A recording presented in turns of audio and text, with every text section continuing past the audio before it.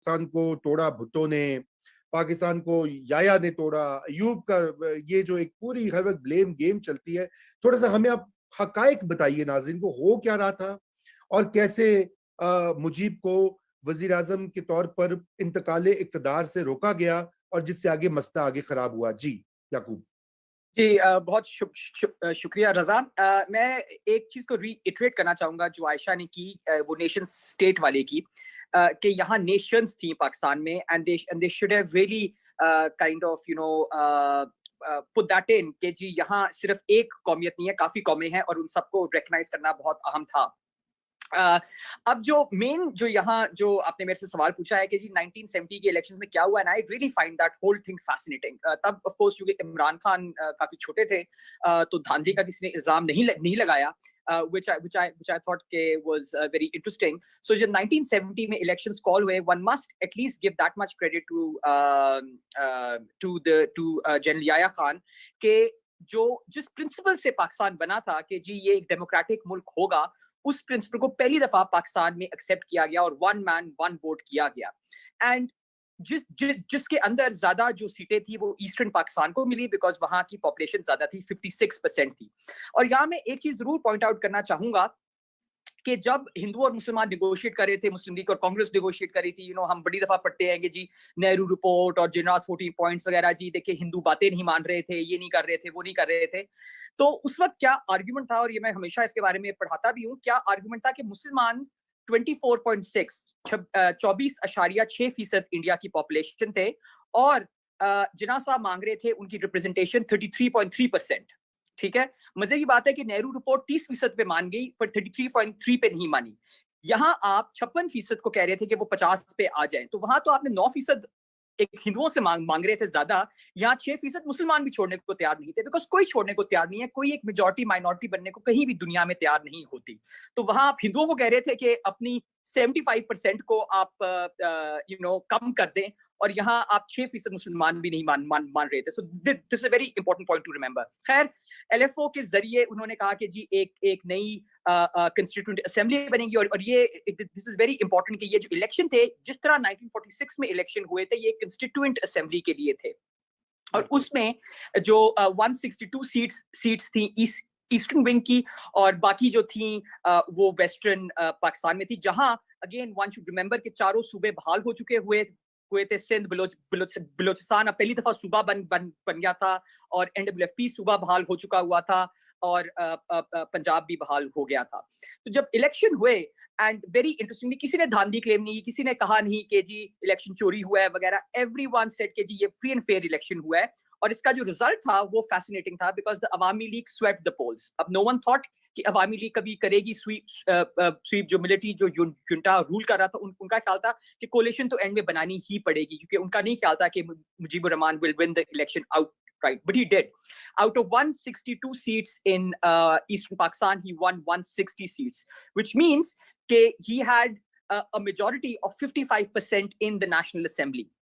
और यहाँ मैं और एक अहम बात करना चाहूंगा कि जब 55% आपके पास सीटें आ जाती है in the national assembly, then it is your right to become the leader of the house and to become the prime minister. इसमें आगे निगोशिएशन की कोई बात नहीं है, मगर मिलिट्री लीडर्स ने कहा कि नहीं जी, इनको नहीं बनने देंगे, ये पहले निगोशिएट करें।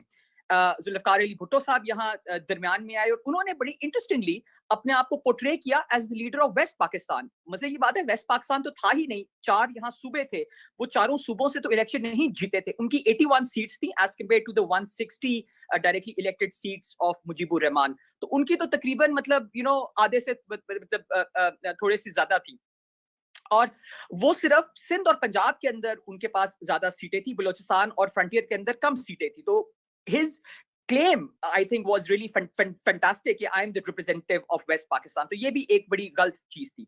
तीसरी चीज that I really want to point out here is कि जुल्फकार अली भुट्टो साहब ने जो क्लेम बहुत बड़ा किया कि कंस्टिट्यूएंट असेंबली में जाने से पहले हम फैसला करें कि कॉन्स्टिट्यूशन कैसी बनेगी।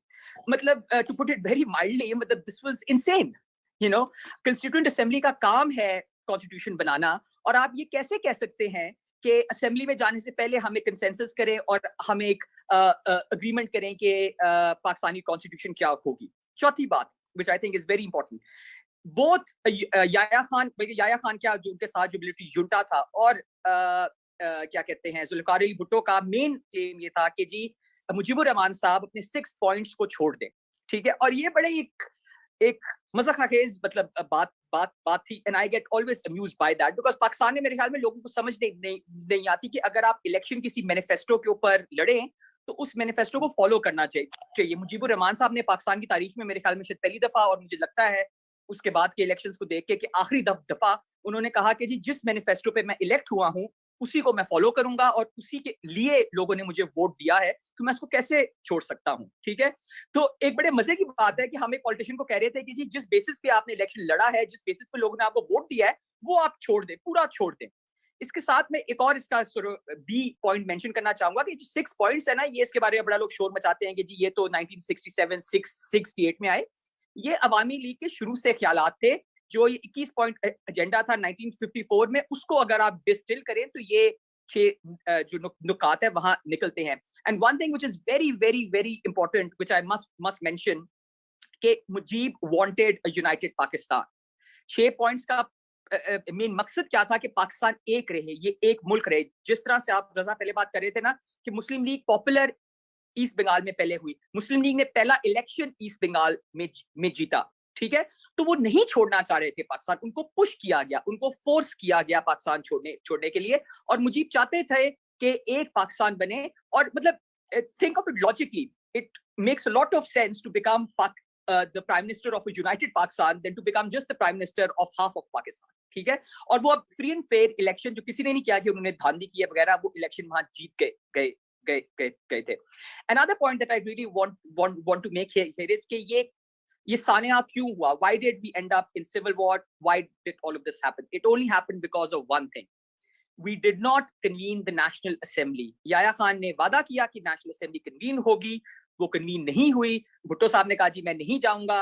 वेस्ट पाकिस्तान में जो पीपल्स पार्टी के अरकान थे उन्होंने कहा वो नहीं जाएंगे। मुजीब पहले 6 पॉइंट छोड़े, हमारे से नेगोशिएट करे, फिर हम जाएंगे। और सिर्फ डेमोक्रेटिक मैंडेट को हमने तस्लीम नहीं किया, और इस वजह से वायलेंस हुआ, इस वजह से सिविल डिसोबीडियंस मूवमेंट शुरू हुई, और इस वजह से पाकिस्तान टूटा। और यहाँ मैं जरूर मेंशन करना चाहूंगा साहबजादा याकूब की कंट्रीब्यूशन, एडमिरल एहसन की। एडमिरल एहसन जिन्ना के एडीसी से साहबजादा याकूब ने भी जिन्ना के साथ करीबी तौर पे काम किया था as the commandant of his bodyguard, और दोनों ने कहा, बल्कि साहबजादा याकूब ने अपना कमीशन रिजाइन किया।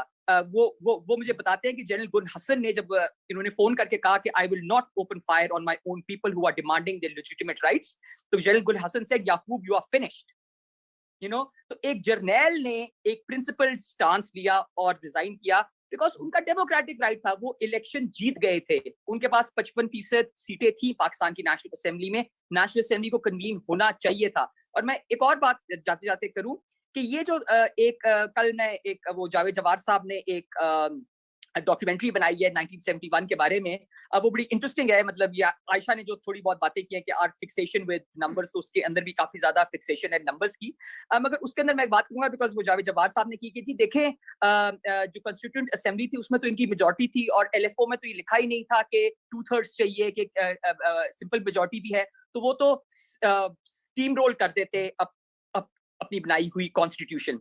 मतलब this claim is wrong on 2 points. One is कि that is exactly what the Muslim League also did in 1956. पहले जो कॉन्स्टिट्यूएंट असेंबली 46 में बनी थी उसका भी कोई रूल नहीं था कि कोई 2/3 मेजॉरिटी होगी, तो ये कोई अजीब बात नहीं थी जो वो कर रहे थे, ये एक बड़ी नॉर्मल सी बात थी। Secondly, which we always forget, कि एलएफओ में क्या लिखा था कि अगर president Yahya Khan disagrees with the constitution he can veto it, ठीक है। तो ये कहना कि अवामी लीग अपना 6 पॉइंट्स के ऊपर कॉन्स्टिट्यूशन बना लेती और पाकिस्तान तबाह कर देती, ये मतलब that's not correct. There was still a lot of power with Yahya Khan and he could have used it.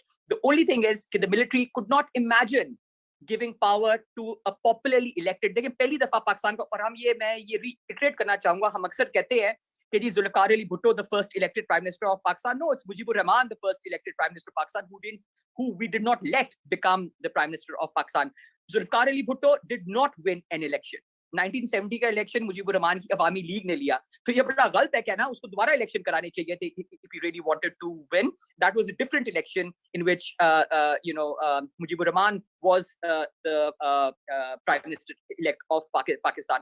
So ये मैं बड़ा emphasize करना चाहूंगा कि ये जो democratic exercise हुई थी ये बहुत अहम थी, और इस डेमोक्रेटिक प्रिंसिपल को नजरअंदाज करने की वजह से, इसको अंडरमाइन करने की वजह से, that is why Pakistan broke and very easily. Obviously आपने सवाल के आखिर में कहा कि इसमें इंडिया का क्या हाथ था. ऑब्वियसली अगर आपका एक दुश्मन मुल्क है वो आपकी वीकनेस का फायदा उठाएगा. अगर हम नेशनल असेंबली मिलने देते, अगर हम मुजीबुर रहमान को वजीर आजम पाकिस्तान बनने देते, तो इंडिया के पास कोई टूल ही नहीं था पाकिस्तान को तोड़ने के लिए. हमने खुद बेसिकली उनको एक गिफ्ट दिया है कि जी देखें, हम डेमोक्रेसी, हमने इलेक्शन कराए हैं और हम इलेक्शन को मान नहीं रहे और हम लेजिटिमेट वजीर आजम बनने नहीं दे रहे. तो आपने बेसिकली इंडिया को गिफ्ट दिया है to help insurgency. And one thing which again I must reiterate, जब तक मिलिट्री ऑपरेशन नहीं शुरू हुआ, मुजीबुर रहमान नेवर सेड कि let's make an independent country. ठीक है, और ये बड़ी जरूरी बात है कि जब पाकिस्तान ने अपने ही लोगों के खिलाफ महाज खोला तब एक प्रॉपर इंडिपेंडेंस मूवमेंट शुरू हुई. Of course there were radicals in the Awami League that wanted independence for a long time. Of course all of that is true. अगर था कंस्पिरेसी केस, अगर उसमें सच्चाई होती ना तो वो कन्विक्ट हो जाते, मगर नहीं थी उसके अंदर. ये और ये लॉजिकल बात है. अगर एक चांस था कि मुजीबुर रहमान साहब पाकिस्तान के वजीर आजम बन जाए तो वो क्यों मुल्क तोड़ना चाहते? कोई इसके पीछे लॉजिक नहीं है. जब उनको पता चला कि ना ये होगा ना बंगालियों को राइट्स मिलेंगे, तभी उन्होंने तोड़ा. और इंडिया ने ऑफ कोर्स इसमें बहुत हद तक सपोर्ट की. एक जो लास्ट जो फुटनोट मैं यहाँ कहना चाहूंगा, आजकल बांग्लादेश में जो हो रहा है वो ये है कि चूंकि मुजीबुर रहमान को वो शो करना चाह रहे हैं कि जी वो पहले से ही बांग्लादेश बनाना चाहता था, because of course they want to use that, वो जो हिस्ट्री और मेमोरी की आप बात कर रहे थे. तो अब बहुत सारे लोग बांग्लादेश में कह रहे हैं हाँ नहीं जी, बंगला बंधु को तो हमेशा से शौक था कि जी एक इंडिपेंडेंट बांग्लादेश हो वगैरह, ताकि वहां वो अपने नंबर बना सके. ये this is a very later, और ये अभी शेख हसीना की कहानी है कि ये कहानी शुरू की है. Mujibur Rahman legitimately wanted to work in Pakistan, but when we closed every single door and when we launched a military operation against our own people, that was the death knell to Pakistan. बिल्कुल.